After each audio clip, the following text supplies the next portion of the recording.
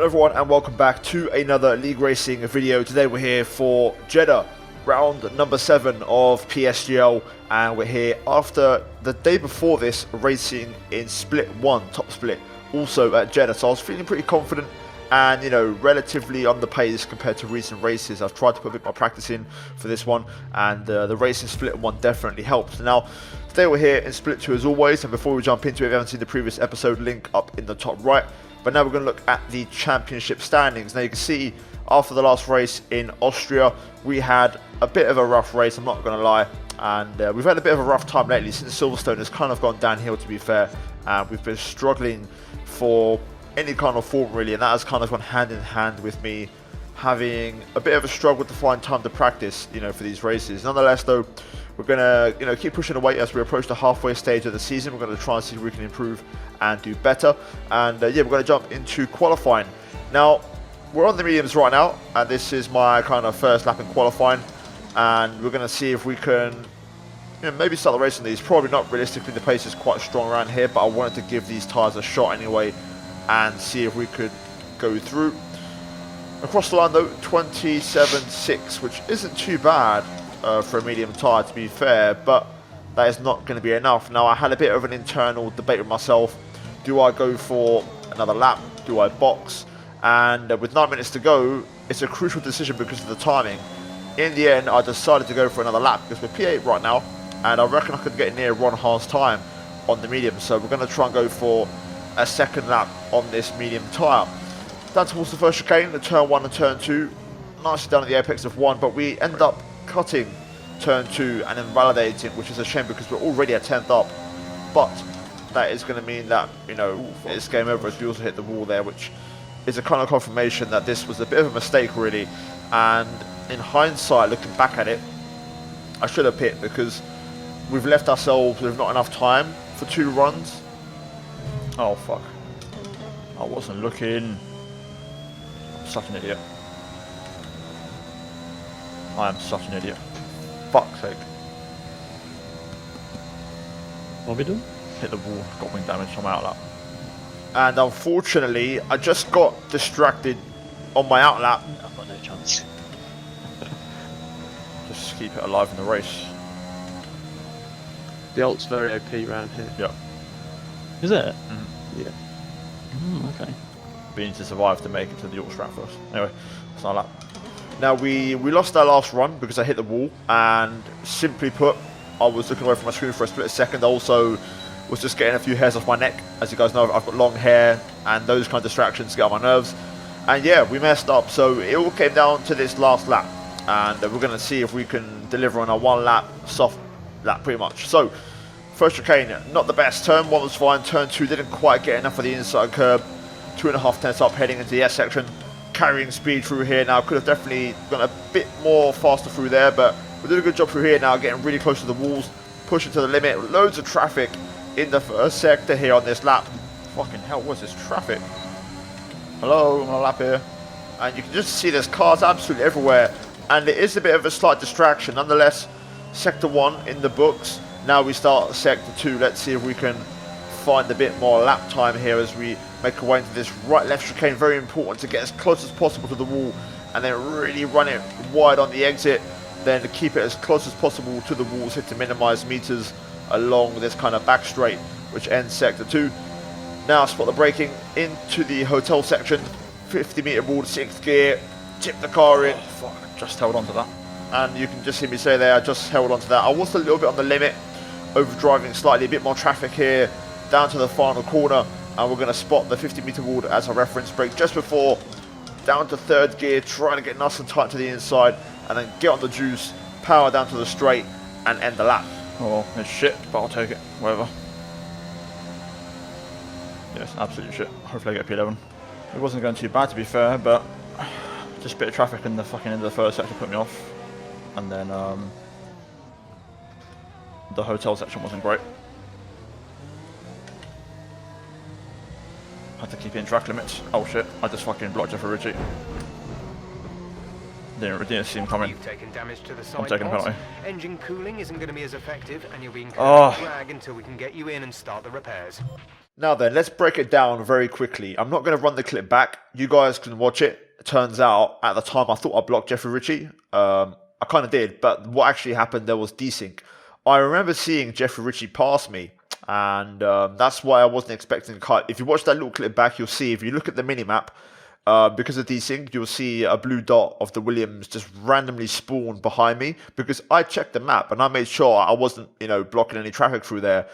But I must have looked, and then a split second after, the dot on the minimap must have appeared, because I double checked and there was no traffic. And I remember seeing Jeffrey go by, and you can see in the clip, Jeffrey's ghost car, desync car, actually overtakes me before he hits me. But yeah, other than that, that's qualifying. Again, going back on before, we lost our second run because there was just a bit of a distraction. Really, I was looking at my chat / combined with just getting a few hairs off my neck, which were just distracting me and tickling me. So yeah, we lost the second run, and then in hindsight, the second medium lap was a bit of a mistake. Overall, a messy qualifying, and I was hoping for P11 because, as Luke said in qualifying, the all strat is very, very OP. But we just missed out, which was unfortunate because we finished in P10, which is also painful. We're going to be in probably the least favourable position out of them all around here, but it is what it is. We're going to have to try and make it work, and yeah, we'll see what happens in the race. Now then, let's talk about strategy. For this one, soft medium, very simple one stop. The alt strat is going to be the very powerful strategy, the one to look out for, and the one that I wanted to have for the race, because my pace is strong. I just didn't quite put qualifying together, and I did a 0.3 in qualifying. My PB was like a 0.1, so yeah. Here we go then, for the race. 5 lights, and we're on the way. It's a very quick 5 lights, and it's a pretty average start, nothing spectacular. We're going to go to the outside here, into turn 1, trying to get past a couple of cars. No way through though, as we get a hit on the rear. On the exit, nice and clean on the traction, and so far, no places gained. We now make our way into the S's, and we've got a bit of battling ahead, a bit of battling behind, and it's hard to really judge when to attack and when to kind of take a step back around here, because it's such a high-speed circuit. One mistake can mean disaster, and the last thing we want around here is to get stuck behind medium tyre runners. Up ahead though, battling into the banked stadium hairpin, and Jordan Poland goes for a spin. And by taking evasive action, Via Camper on the medium overtakes us. And again, we're just unfortunate there.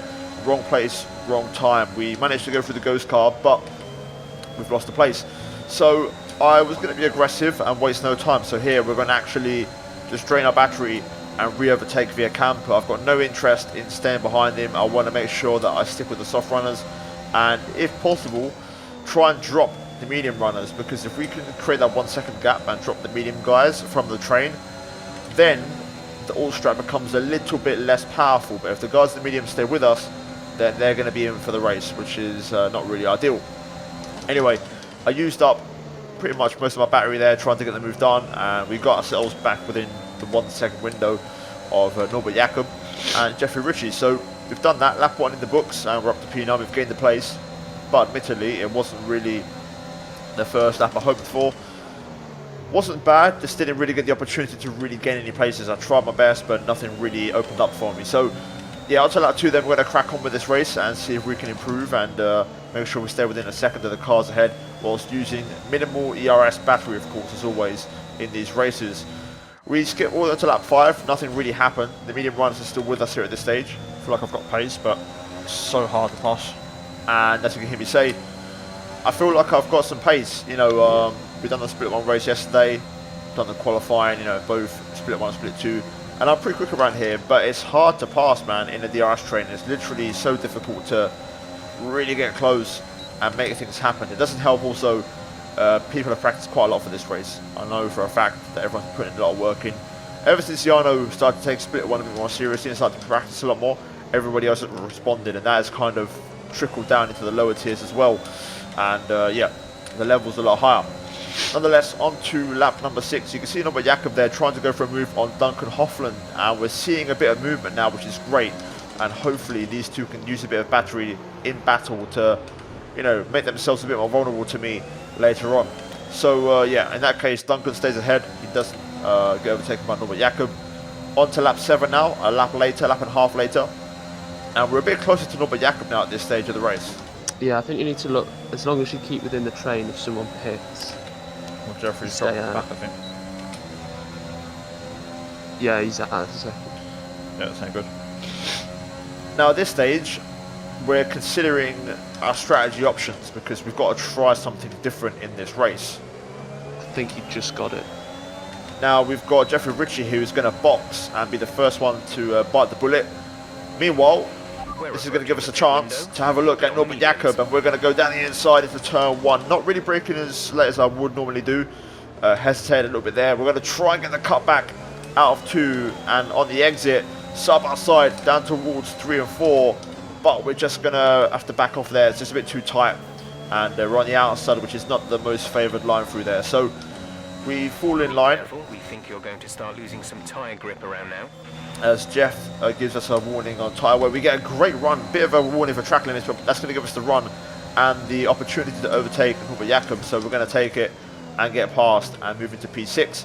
Now then, we have to try and get within a second of Duncan Hoffman and make sure we do not lose DRS. So we're going to push on here and use quite a bit of battery and push with, you know, whatever we have left in the tyres. You can see here the gap is about 1.15, and we're trying to get it down. I'm going to use all my battery on this lap, which I don't usually do, but I'm trying to be aggressive here. We go purple in sector 2.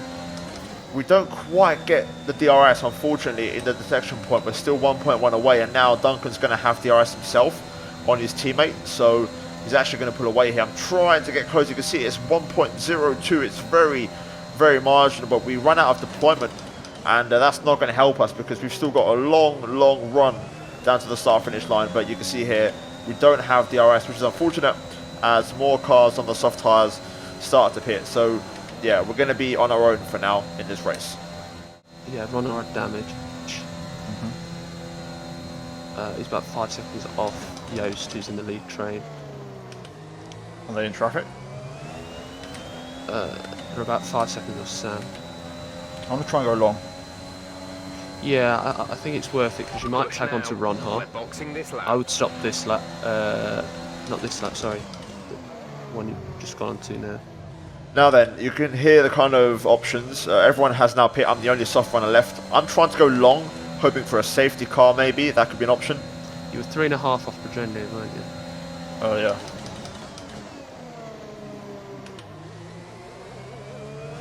I want to stretch.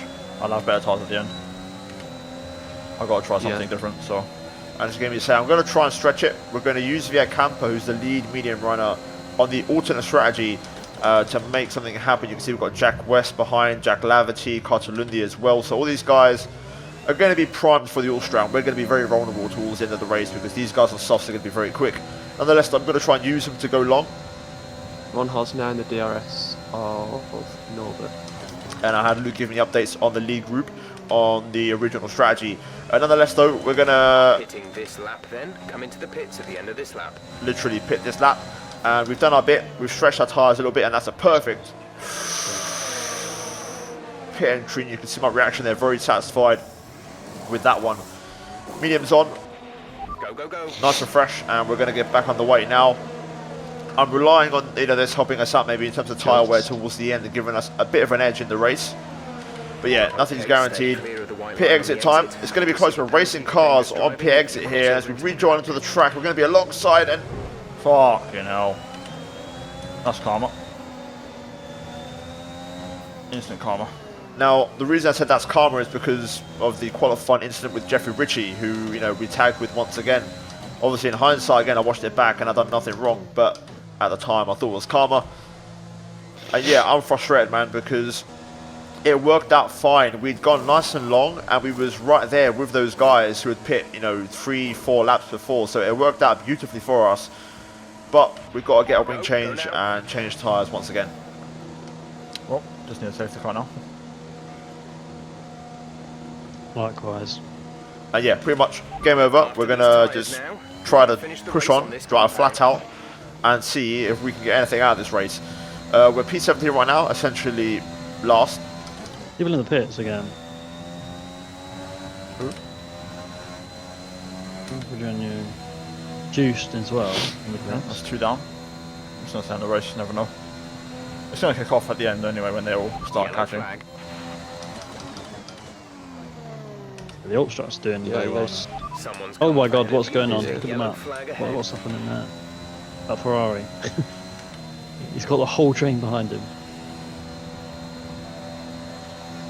There's like 10 cars Green within flag. a second. Yeah, someone's cracked off there. Yeah.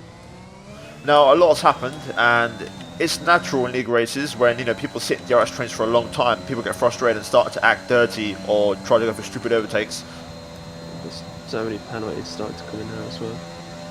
You can hear Luke say penalties starting to come in, and also cars are pitting again for a new front wing, and we're gaining places. We're chipping away.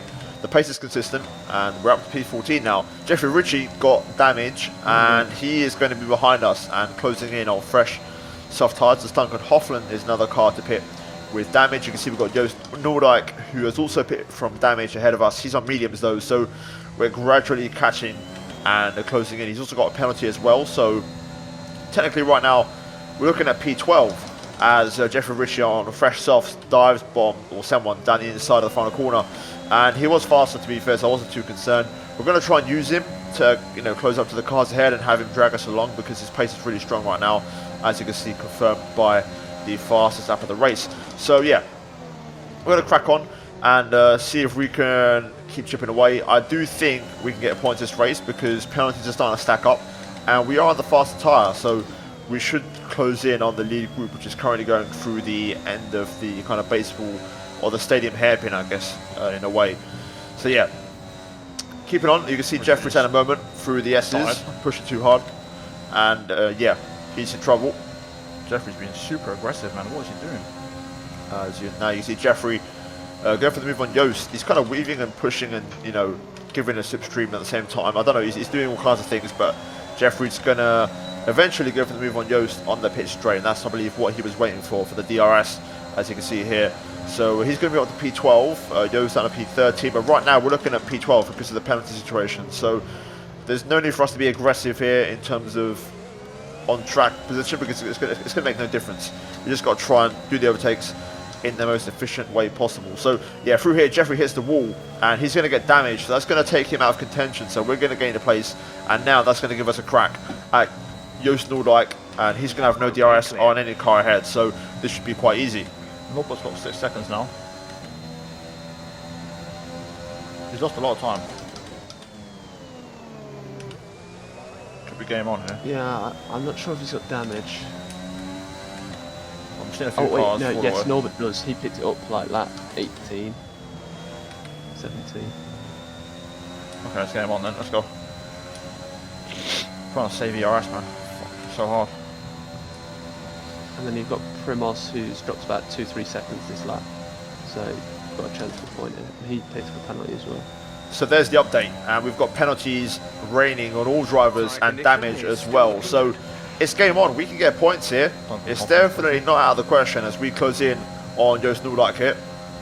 Well, that's fast as the people that have damage.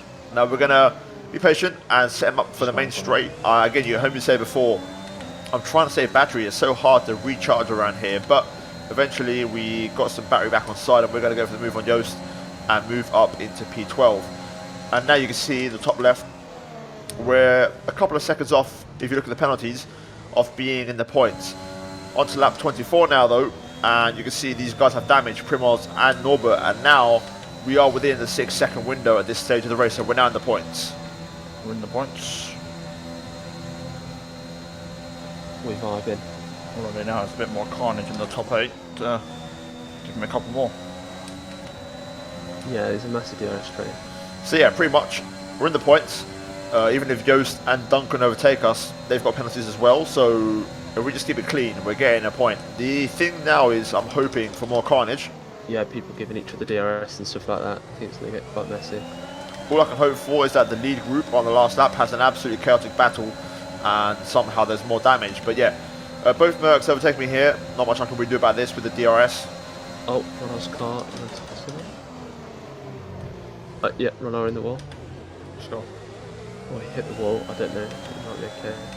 So Thomas Ronhart with possible damage.